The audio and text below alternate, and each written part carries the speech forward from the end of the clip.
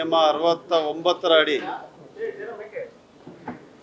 ಕಸ್ತೂರಿ ರಂಗನ್ ವರದಿ ಮತ್ತು ಅದರ ಆಧಾರಿತವಾಗಿ 26ನೇ ಜುಲೈ 2026ರಂದು ಅರಣ್ಯ ಪರಿಸರ ಸಚಿವಾಲಯ, ಕೇಂದ್ರ ಸರ್ಕಾರದ ಸಚಿವಾಲಯ ಹೊರಡಿಸಿರುವಂಥ ಅಧಿಸೂಚನೆ,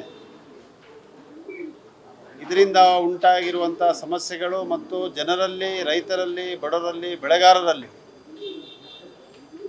ಮಲೆನಾಡು ಭಾಗದ ಜಿಲ್ಲೆಗಳ 1150 ಗ್ರಾಮಗಳಿಗಿಂತ ಹೆಚ್ಚು ಅಧಿಸೂಚನೆಗೆ ಒಳಗಾಗಿರುವಂಥ ನಿವಾಸಿಗಳಲ್ಲಿ ಉಂಟಾಗಿರುವಂಥ ಆತಂಕ, ಭಯ ಮತ್ತು ಅವರ ಭವಿಷ್ಯಕ್ಕೆ ಅವರಲ್ಲಿರುವಂಥ ಒಂದು ಗೊಂದಲ, ಇದರ ಬಗ್ಗೆ ಚರ್ಚೆ ಆಗಬೇಕು ಮತ್ತು ಸರ್ಕಾರದ ಉತ್ತರ ಕೂಡ ನೀಡಬೇಕು. ಕೇಂದ್ರ ಸರ್ಕಾರಕ್ಕೆ ಸದನ ಸರ್ವಾನುಮತದಿಂದ ಒಂದು ನಿರ್ಧಾರವನ್ನು ಕೈಗೊಂಡು ಸೂಚನೆಯನ್ನು ಕೊಡಬೇಕು ಅಂಥೇಳಿ ನಾನು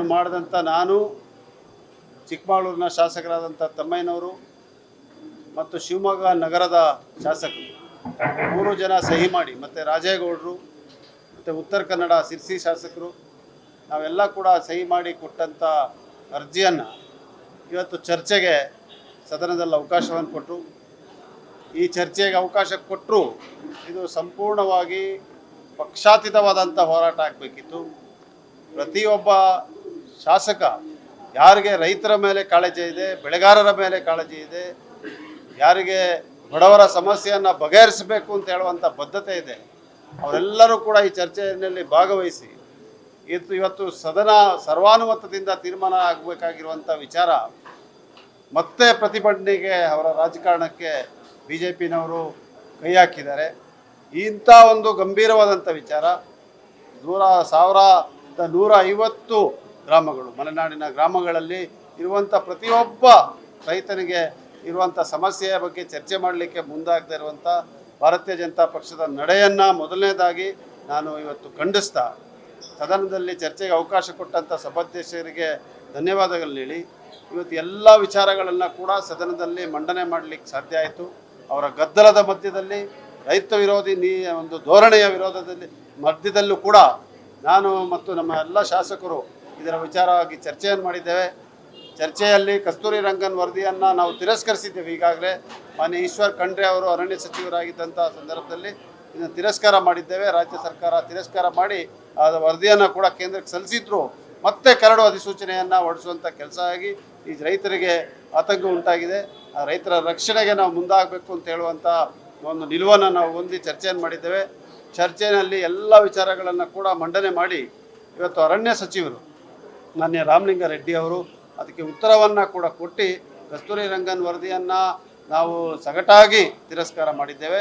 ಅದೇ ರೀತಿ ಅದರ ಆಧಾರದ ಮೇಲೆ ಇವತ್ತು ಹೊರಡಿಸಿರುವಂಥ ಕರಡು ಅಧಿಸೂಚನೆ ಏನಿದೆ ಕೇಂದ್ರದ ಅರಣ್ಯ ಸಚಿವಾಲಯ, ಅದನ್ನು ಕೂಡ ನಾವು ತಿರಸ್ಕರಿಸಿ ನಮ್ಮ ವರದಿಯನ್ನು ಸಲ್ಲಿಸ್ತೇವೆ ಅಂತ ಹೇಳುವಂಥ ಉತ್ತರವನ್ನು ಕೊಟ್ಟಿದ್ದಾರೆ. ಇದರಿಂದ ಜನರಿಗೆ ಅವರಿಗೆ ಸ್ವಲ್ಪ ಸಮಾಧಾನ ಆಗಿರ್ಬೋದು ಅಂತ ನಾನು ಭಾವಿಸಿದ್ದೇನೆ. ಅವರ ಭವಿಷ್ಯದ ರಕ್ಷಣೆಗೆ ಕರ್ನಾಟಕ ರಾಜ್ಯ ಸರ್ಕಾರ ಮತ್ತು ಕಾಂಗ್ರೆಸ್ ಪಕ್ಷದ ಪ್ರತಿಯೊಬ್ಬ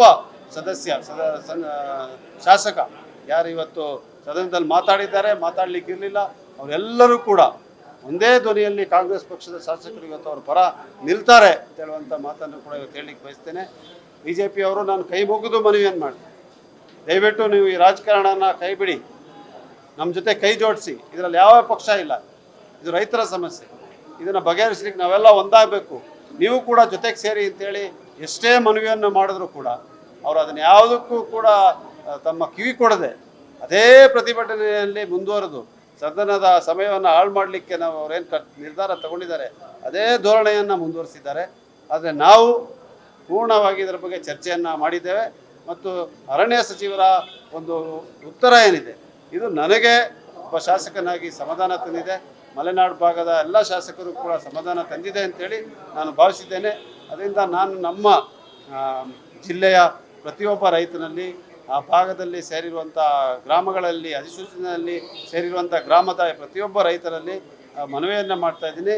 ನಿಮ್ಮ ರಕ್ಷಣೆಗೆ ನಿಮ್ಮ ಜೊತೆಗೆ ಕರ್ನಾಟಕ ರಾಜ್ಯ ಸರ್ಕಾರ ಪೂರ್ಣವಾಗಿದೆ. ಯಾವ ಕಾರಣಕ್ಕೂ ಕೂಡ ಆ ಕರಡು ಅಧಿಸೂಚನೆಯನ್ನು ನಾವು ಒಪ್ಪಕ್ಕೆ ಸಾಧ್ಯ ಇಲ್ಲ. ಅದನ್ನು ನಾವು ಪೂರ್ಣವಾಗಿ ತಿರಸ್ಕರಿಸಿದ್ದೇವೆ.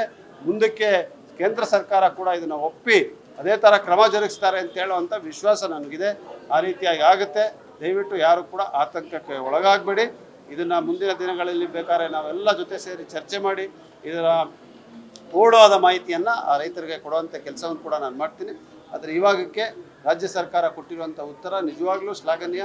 ನಾನು ಧನ್ಯವಾದಗಳನ್ನ ಹೇಳ್ತೀನಿ ರಾಮಲಿಂಗಾರೆಡ್ಡಿ ಅವರಿಗೆ, ಎಲ್ಲ ಮಲೆನಾಡು ಭಾಗದ ರೈತರ ಪರವಾಗಿ ಅವರಿಗೆ ಧನ್ಯವಾದಗಳನ್ನ ಹೇಳ್ತೀನಿ. ರಾಜ್ಯ ಸರ್ಕಾರಕ್ಕೆ ಧನ್ಯವಾದಗಳನ್ನ ಹೇಳ್ತೀನಿ.